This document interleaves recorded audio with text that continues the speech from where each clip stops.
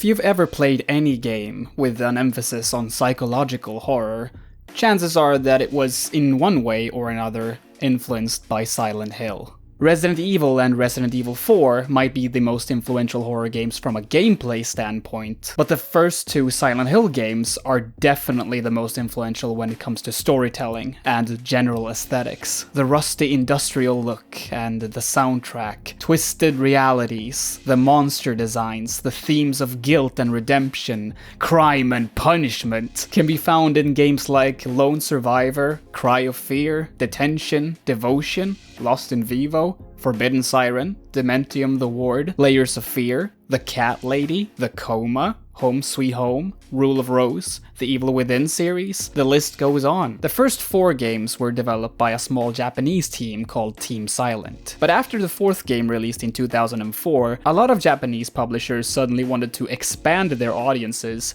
by trying to appeal more to the Western market. So, among other famous Japanese franchises, the future of Silent Hill was suddenly in the hands of a bunch of Western developers. Many argue that this is what ultimately killed the series, and I used to be one of them. I used to be so mad about how every game just copied the plot of Silent Hill 2, and how Western developers just didn't get Silent Hill, or Japanese horror of any kind. I used to watch the YouTube series The Real Silent Hill Experience religiously, and blamed producer Tom Hewlett for everything that was wrong with the new Silent Hill games. That was a long time ago, and I've since then stopped putting blame on Tom, and the other Western developers for that matter, partially because they only did what the publisher Konami told them to do.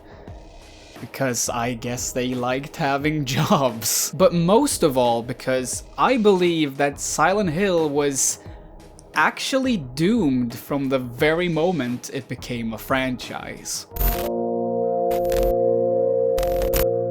Let's start with a quick recap of the first 4 games, since most fans consider them to be the quintessential Silent Hill experiences. The first Silent Hill revolves around a cult, trying to give birth to their demonic god by impregnating the leader's daughter, Alessa. The ritual fails when Alessa splits her soul in 2, which creates a second version of Alessa that's later adopted by unknowing protagonist Harry Mason. Harry and Cheryl eventually end up in Silent Hill, which starts a living nightmare in the town, where monsters flock the streets and reality twists and turns in unpredictable ways. In the end, Alessa and Cheryl are reunited, the god is born, but Harry kills it, and Alessa offers Harry a new baby, which he names Heather. Well, actually, it's the name she uses to hide from the cult. While Heather is growing up to become the protagonist of Silent Hill 3, Silent Hill 2 starts off with James Sunderland going to Silent Hill to meet his wife Mary, which would be completely normal if it wasn't for the fact that Mary has been dead for 3 years. James instead finds Maria,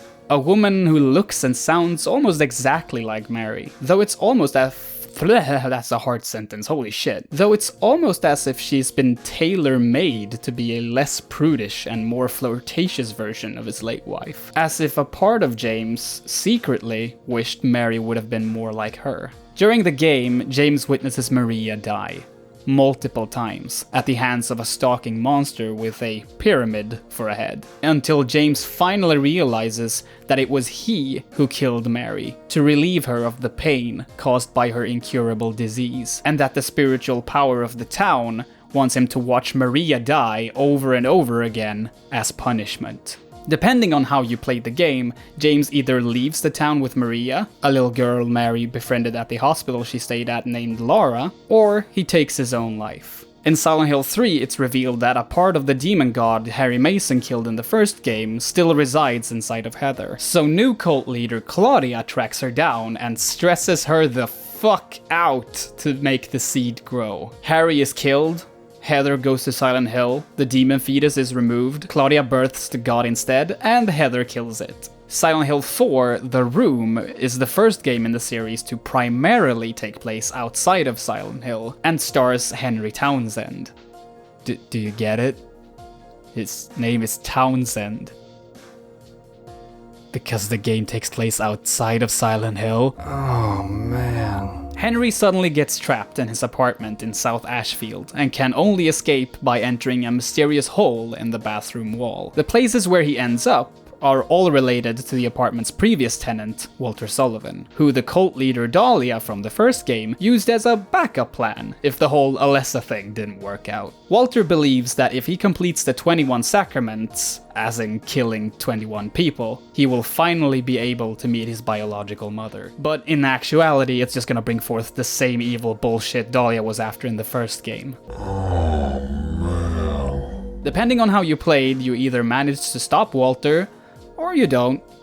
Oh man. It's apparent that one game sticks out from the crowd here. While Silent Hill 1, 3, and 4 are mainly about the cult, Silent Hill 2 focuses more on drama and personal introspection. It uses the foundation that was laid out by the first game to go to different places thematically, while still taking place in the same geographical location. The story in Silent Hill 2 resonated a lot with Western audiences. So when development of the franchise moved overseas, the people who were writing the new games were more interested in writing that kind of story. In a Silent Hill Experienced interview with aforementioned producer Tom Hewlett and Devin Shatsky, Shatsky had this to say about Silent Hill Downpour. I'm really excited about the amount of focus we put back on the town itself. After Homecoming, it was starting to feel like the backstory of the town was starting to take too much of a backseat to the Order and all its inner workings. I always felt like the town of Silent Hill had so much more of a story to tell, and we had barely scratched the surface. I think Downpour will have much more of a contribution on that front. And they were not the only ones who felt they were done with the cult. They did have an appearance in Silent Hill Origins and Homecoming, but in Shattered Memories, Downpour, and Book of Memories that came out after, the cult was nowhere to be seen. And you know what?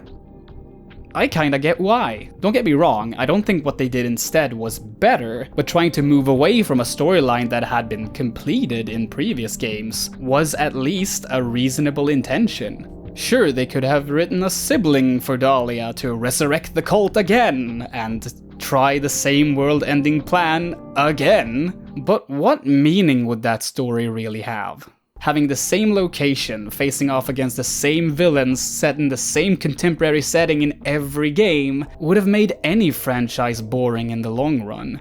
Like, imagine if every single Resident Evil game would have taken place in Raccoon City. Yeah, you could throw in some new zombie types or some new town districts to explore, but I imagine it would feel excruciatingly slow to still be stuck in the same place in Game 7. Thankfully, the Resident Evil series is not bound to one single location.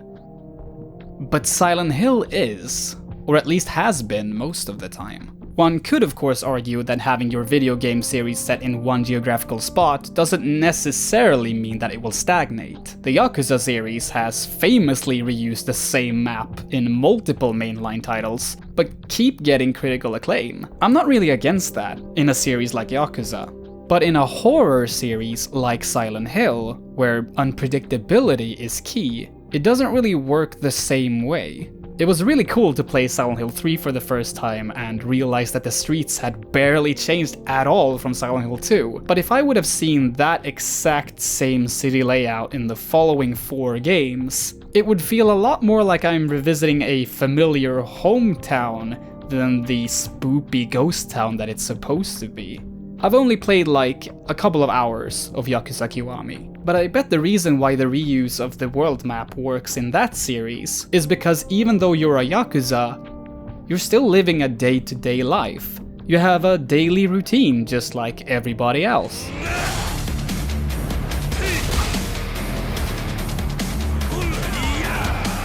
Okay, maybe not exactly like everybody else, but you know what I mean. You get to see your environment evolve with the main character throughout several years. The Yakuza series, at least in part, tries to emulate the routine of everyday life. Like a good version of Shenmue. The moment horror becomes routine, however, is when it stops being horror and simply becomes routine.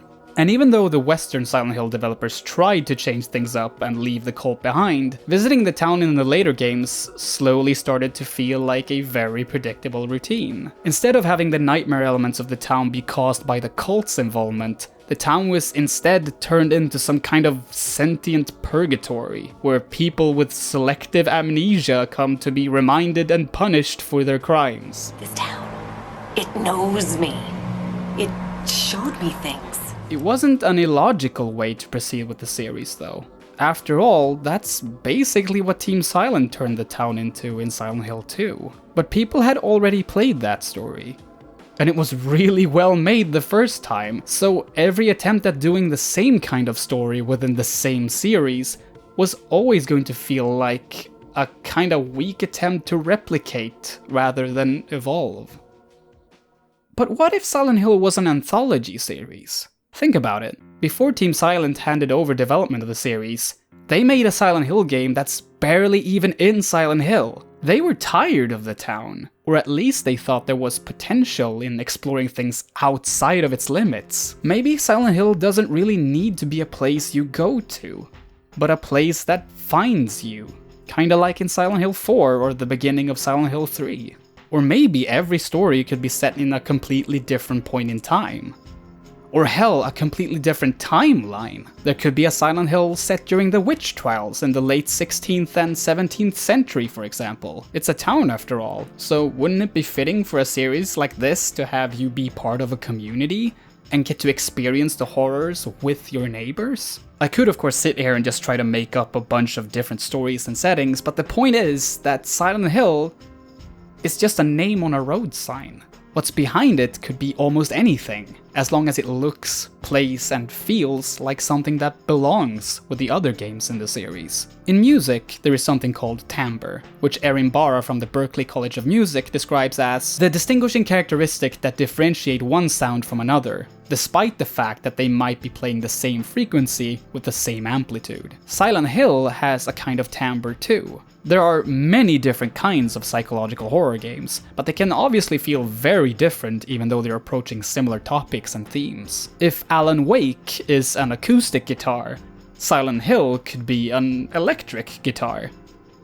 Haunted by Asmodeus. Even though they're both playing similar notes, there is a tangible difference. Silent Hill Downpour tried to do its own spin on the Silent Hill 2 narrative, but lost that timbre on the way. Like, visually, it sometimes look a lot more like something out of a Alice in Wonderland theme park made by American McGee, more than anything related to Silent Hill. But as I mentioned at the beginning of this video, there are a ton of games with that same kind of timbre. They might not have the Silent Hill name, but they've managed to deliver very Silent Hill-esque experiences within very different contexts. The Tension uses its Silent Hill influence to tell a story about the White Terror in Taiwan, a horrible real-life period where the entire island went under martial law for 40 years. The Cat Lady, on the other hand, is a point-and-click inspired game that uses its Silent Hill-inspired imagery to tackle some really hard topics like suicidal depression, and does so in a very graphic but still empathetic way. Yeah, some of these games are still doing the whole Silent Hill 2 thing, but it's how they've done that story that elevates them over the more recent Silent Hill titles. Detention and its spiritual successor Devotion, which you sadly can't buy anymore, which is another story, are two of the most impactful horror games I have ever played. I cried by the end of Detention. Not just because it was a very hard-hitting ending, but because hundreds of thousands of suspected communists and members of the Kuomintang opposition actually were imprisoned, tortured, and killed during this very real period in Taiwanese history. A period which I had previously known nothing about. Detention has some supernatural, mind-bending elements in the vein of a Silent Hill game, but those parts are used to tell a very real and very political story that you would probably never see in a Silent Hill game. Not because it wouldn't fit, but because a publisher like Konami would never dare to have a game like that published. So if there are plenty of games like Silent Hill that are good, and even great, was and is there a need to save this series? That's kind of the point I wanted to get to with this video.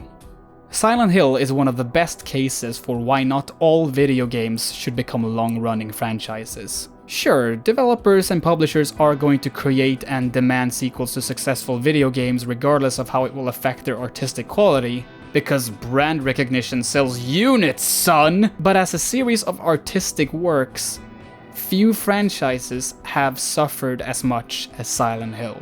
It would be really nice to see ports of the earlier games on newer hardware, and it would at least be interesting to see what it would look like if Konami produced a bunch of Resident Evil style remakes. But personally, I don't want any more Silent Hill games. Team Silent made some great ones, and I'm really happy with playing them, and their spiritual sequels. Silent Hills, which would have been the latest entry in the series prior to its cancellation in 2015, might have turned out to be an amazing game, and I would lie if I said I never wanted to play it. But I've moved on, because thanks to all the developers who kept the spirit of the series alive and made it grow into something new and exciting, I feel like I finally can.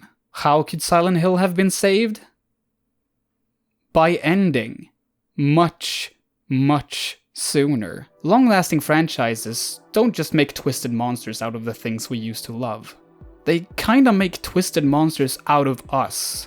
It's not just Silent Hill. For over 20 years, Star Wars, one of the most beloved franchises of all time, has become a toxic battleground where people who claim to love or have loved the franchise spend an unhealthy amount of time ranting about it. The only way Star Wars fans can enjoy new Star Wars films these days seems to be when they're followed by films they hate even more. Film and video game executives might not be able to let go of their long-running franchises. But we are. We can choose not to be angered by Star Wars, just like we can choose not to be angered by bad Silent Hill games. It's alright to be disappointed, but when disappointment leads to hate, that hate will inevitably result in suffering, for you and others. As someone who used to have a lot of hate for the newer Silent Hill games, I can tell you that none of that hate changed things for the better. It only made me more bitter, and there was no reason for it. There were other games, and other games like Silent Hill, that deserved my attention so much more. Yeah, maybe your favorite franchise has turned bad, but that's just another reason to explore new things. No one who has ever gone to Silent Hill wanted to stay for too long. And neither should you, but if you want to go back, the old games will always be there, just like all the other games, films, books, and albums that you love. Before I go, I want to say something directly to all of the developers of the Western-made Silent Hill games, and perhaps most of all to Tom Hewlett. I'm sorry. You probably didn't even know I existed before you started watching this video, if you even watched it, but I have been incredibly unfair to all of you. Even though a lot of time has passed, I think you deserve to hear more than once that you did the best you could. Most people with their heart in the right place don't try to make games that people will dislike. And I do believe that your hearts were in the right place. People often forget that video game development isn't as simple as just a bunch of people making something they love and believe in. It's a job. And anyone who has ever worked a day in their life knows that sometimes you need to do and say things that you don't really want to say or do just to keep that job. Like turning Silent Hill into a dungeon crawler. It's not fair. And it's even less fair that you were blamed for that. I mean, sure, you did have some creative freedom, of course, and you made some creative decisions that a lot of people did not like. But game development is always a gamble. Even if you're 100% sure that you're making what the people want, there's always a risk that it isn't. You tried, and I really do believe that you tried your best. And even though I do like the first 4 Silent Hill games a lot more than the ones you made, I still appreciate you for that. And I really hope that you're doing well today. Guys, Games are just hard to make. For everyone. Everyone in games is a super hard worker doing impossible things. For you. Can't that just be cool? Thank you all so much for watching. And thank you so much SwedishKuriboh and Mia Mulder for providing your voices to this video. If you want to check them out, there are links in the description. If you want to check out more of what I do, you can go to Twitch, Twitter, and you could support me on Patreon. If you're wondering why there are no patron names in the end credits, it's because I published this video at the same time as my first video as a Patreon exclusive. So don't worry, if you donate on Patreon, your names will show up in my next video. So, you know, stick around for that. It will be coming shortly, I hope. Anyway, you know, the medium looks pretty cool.